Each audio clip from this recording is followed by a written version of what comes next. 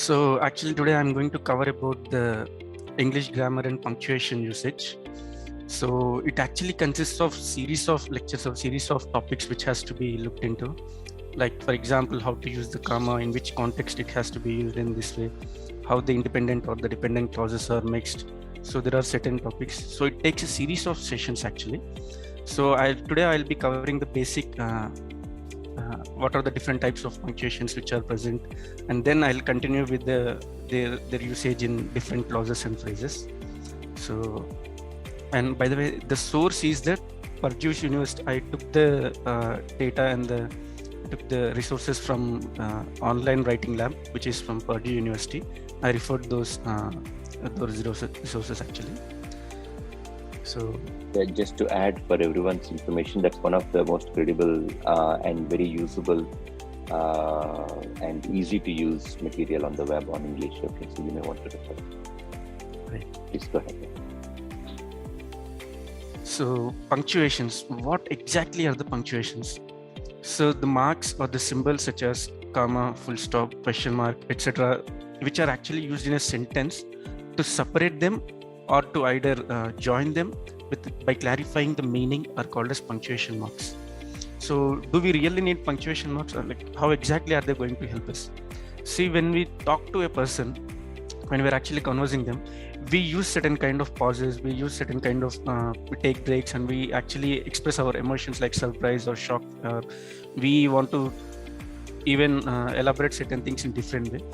We can do it by talking one-on-one session, but when we are actually expressing it through a written form, the person might not know what exactly are we conveying, how exactly in which context or in which mood are we communicating it. So in such a situation, punctuations actually come to rescue us. So it helps us in structuring the sentence and makes them easy to read and understand what exactly are we communicating. So I'll just explain it with an example actually. So consider a person who was given a death sentence by a judge, and he's going to get executed at 6 a.m. in the morning. 6 a.m. in the morning next day. So what happens is that exactly at 4 a.m. in the morning, the judge got a report saying that this person is not the guilty. He has not done anything. Now the judge has to communicate it to the jail superintendent that no, please stop the execution. So how does he can do it? Usually they follow a documented format thing, and the judge is writing something like this. Judge wants to communicate, kill them not, save them. So he has to put comma exactly after the not. What if the wrong placement of a comma is done? How exactly it's going to affect them? So instead of putting comma after the not, if the judge puts it exactly after kill them, so it is completely going to change the meaning. So punctuations has such a great importance in communicating anything, which I would like to say. And in continuation with that, I'm going to explain about few of the punctuations and their usage. So very common punctuation is a full stop. As we all know, it marks the end of the sentence. You can say Surya went to the shop, or he's a very good worker, or so and so things we can say. When the sentence expresses an end of a sentence, we use full stop. And where exactly do we use comma? And a comma is a natural pause. So comma is usually placed where if you want to express a natural pause in any sentence. So not just the sentence, if you want to separate the different types of elements or different types of items in a list, we'll just separate it with comma. Like for example here, Arjun went to his farmers to collect fruits, vegetables, saplings, etc. This is the basic, very common fundamental use of comma, and there are advanced uses of comma, which I'll continue in the next slides. And next is question mark. Question mark indicates the end of a question. So anything which ends like how long does it take to go to Delhi? How long does it take to work you? How long does it take to fill the bottle? So anything which expresses a question, if you want to know some answer, then it is indicated by a question mark. Next comes the exclamation marks. So exclamation mark marks an end of a dramatic sentence. That can be a surprise, that can be a shocking thing, or that can be anything which is very dramatic. For example, a traffic signal which you can see as stop, or if you want to express, if you want to congratulate anybody, if you want to express wishes to them like happy birthday Sweta, something like that, we use exclamation mark there. And the quotation marks. So quotation marks are actually used to indicate the direct speech. What exactly I meant is, suppose if Swap has said that I will get my new car on 2nd November. So I'm exactly quoting what he has said without any change in the sentence. So if I want to quote exactly what the person has said without altering the meaning, or without even altering the words in the sentence too, then I'll use the quotation mark here.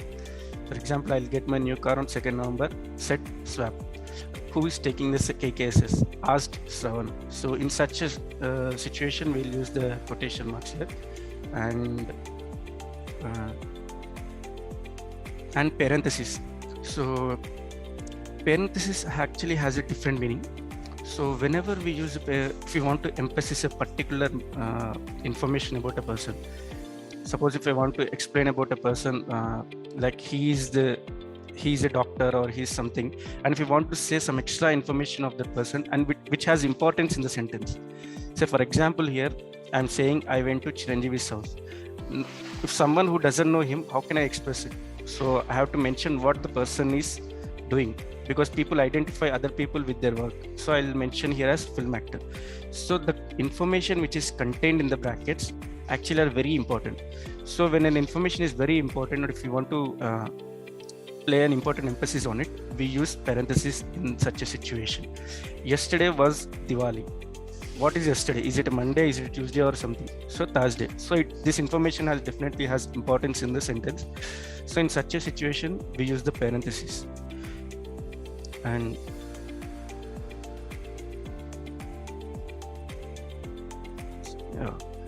in continuation to parentheses, square brackets are also used. Actually, square brackets, they might not play a very important role in conveying the information, but they definitely has their space in any sentence. Like for example, if I want to quote exactly what the other person has said, for example, in the earlier example, I said, I will get my new car on 2nd November, said Swap. This is the exact quotations. And if I want to alter a slight meaning in the sentence, like for example, if I want to say, while going there, wear a mask. This is what exactly the person has said. He didn't mention the hospital, but I want to convey the meaning to other person, saying that there means hospital. So I am conveying some meaning in the quotations. So if I want to change some words in a sentence within this, if I am quoting some person, then I'll use square brackets. So parenthesis is used to entail the emphasis on important information.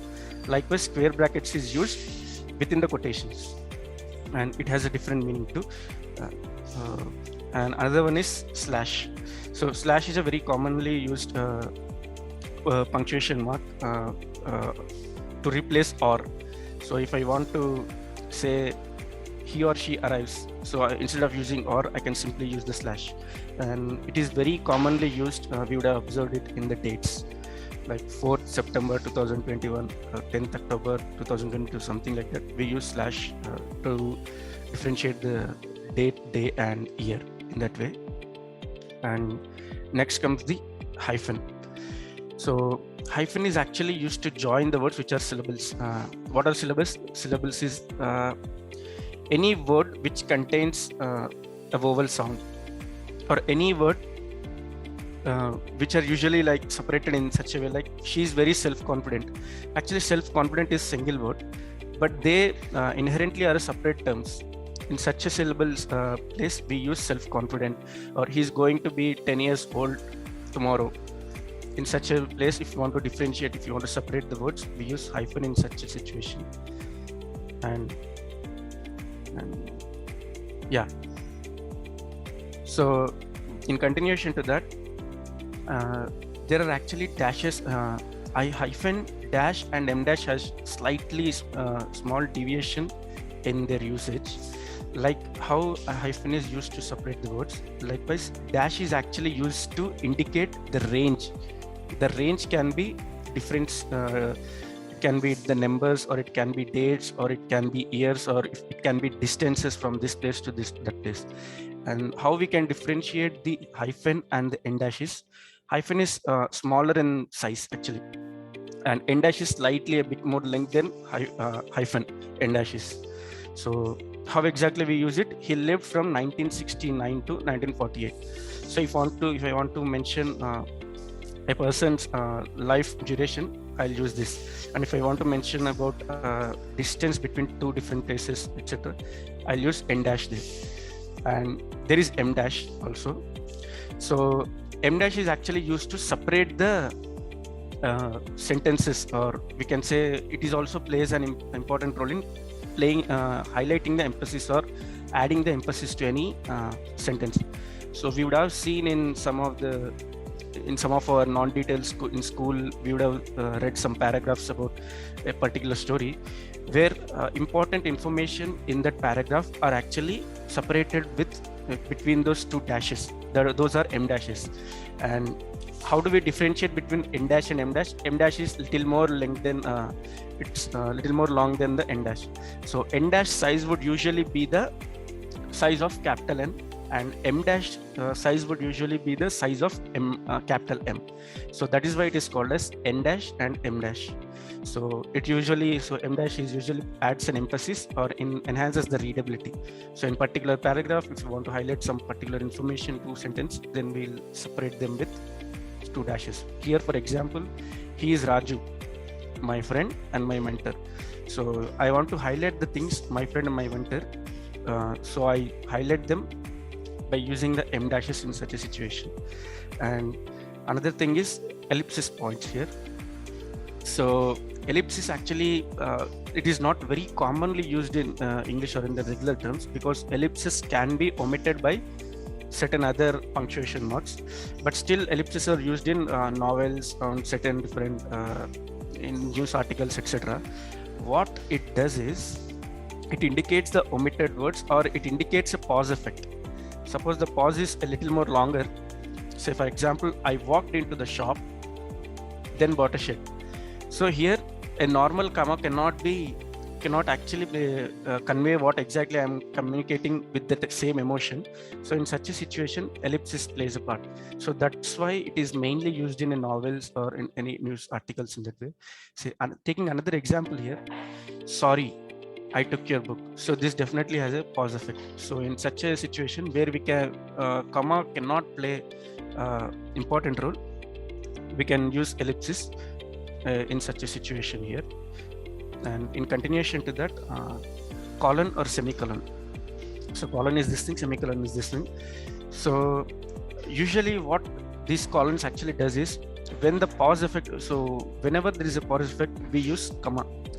So if the pause effect is too long, or just by putting a comma the sentence meaning is changing, we actually use colon or semicolon.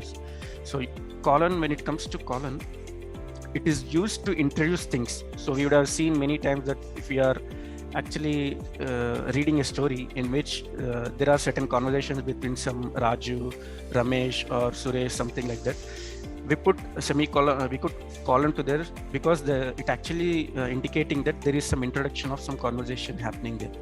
So it is all, so for example, and it also highlights the emphasis on certain things. So for example here, you know what to do, study. So it has a long pause effect.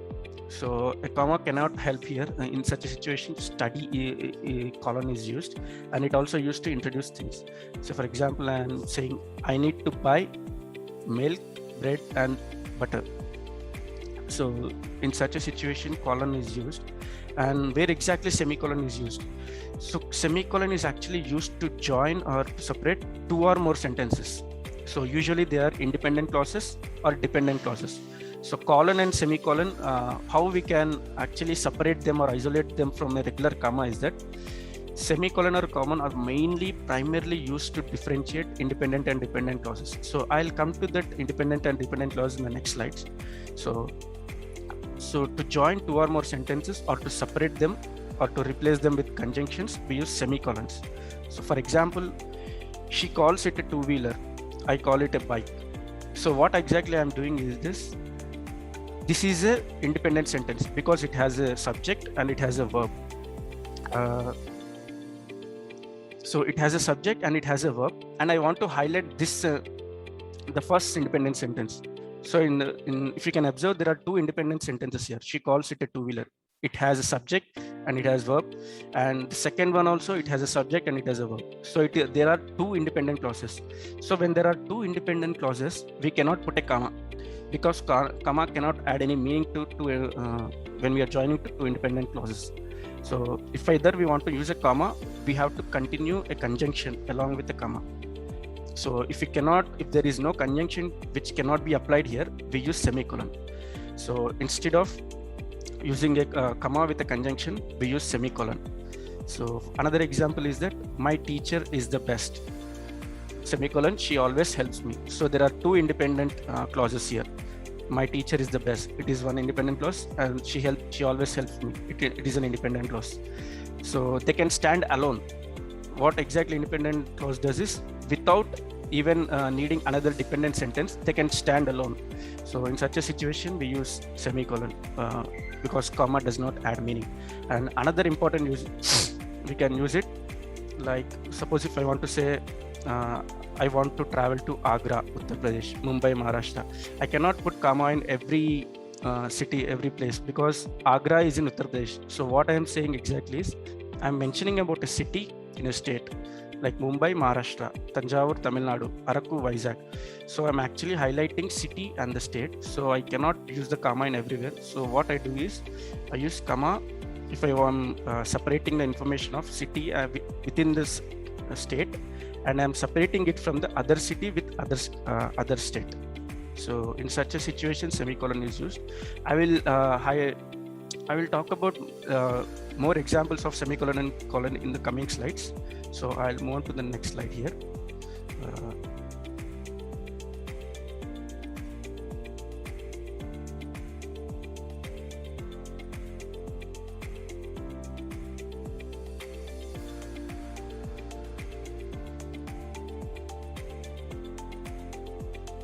So here comes the clauses and phrases. So what is the difference between clauses and phrases? A clause is a group of words that contains subject and a verb. As I said, an independent clause and a dependent clause contains a subject and a verb. So here, if we see in this example, I went to school. It has a subject, I went. It has a verb. He is crying from yesterday. It has a subject and it has a verb. So that is why these are called as clauses, because the verb and the subject are complementing each other. They are interrelated. They are conveying a meaning. So that is a clause. But when it comes to phrase, it has certain group of words, but it does not complement the subject and the verb. They either alone cannot convey any information. So for example, if I'm saying, after a very long walk, what happens after a long walk, or in informational age. So these are not the clauses. These are actually prepositional things, because it follows by a comma and there is certain other information which has to be mentioned to convey a proper meaning. So phrases are such things. So these are actually used in idioms, or these are used in proverbs, certain things where the information or the gist of the meaning cannot be directly communicated, and they are usually mentioned in prepositional phase or conjunctional phase rather than a regular clause. In such a situation, phrase is used there.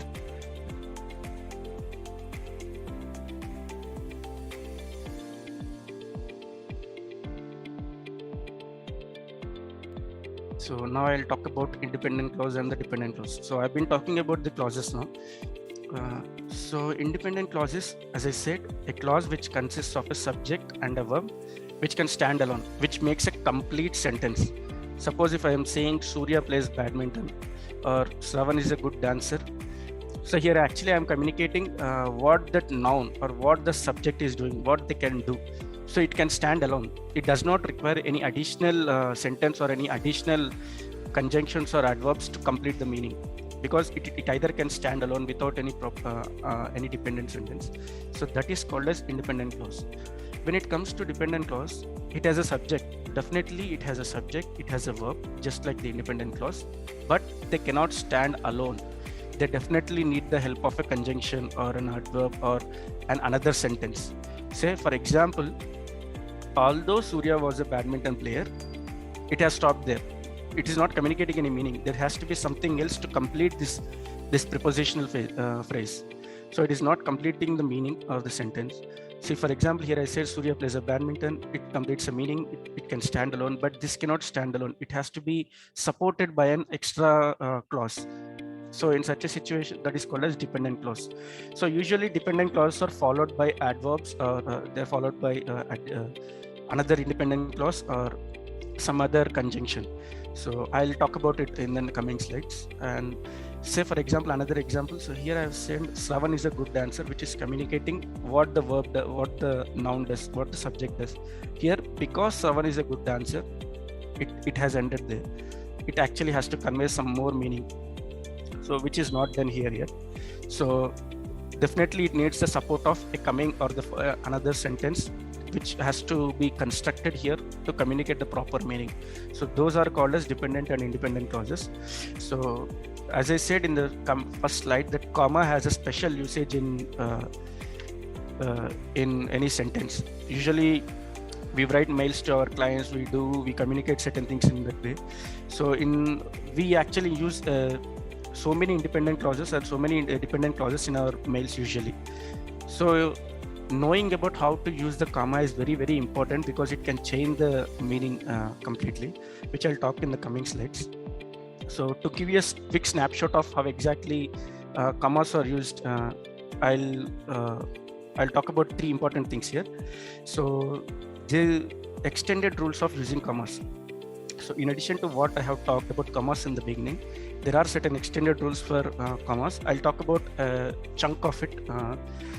Like, comma is actually used to separate the independent clauses when they are separated by these coordinating conjunctions. So these are 7 coordinating conjunctions. We can easily remember this thing by this word called fanboys. What is fan? F means for, A means and, N means nor, B means but, O means or, Y means yet, S means so. So whenever we want to use this 7 conjunctions, we can use commas. How? See, the exam was over, but still students refused to give the paper. So whenever you're using these conjunctions, we often use such conjunctions in our mails or if you are communicating certain things. So these conjunctions definitely has to be preceded by a comma to give a proper meaning. Yesterday was Diwali, so they bought crackers for the festival. If you observe here, yesterday was Diwali. This is an independent sentence. They bought crackers for the festival. This is also an independent sentence. So as I have said, independence clauses actually contains of a comma followed by a conjunction. If we want to replace this comma with this conjunction, we use actually semicolon here. So this sentence can be written with a semicolon, or if not, a comma followed by a conjunction in such a situation. Another example is, the lawyer explained the situation, comma, yet the judge was unclear of it. So whenever we are using these coordinating conjunctions, we use this we use comma in different way. So this is all I want to actually cover today, and I'll continue those extended rules in the coming sessions.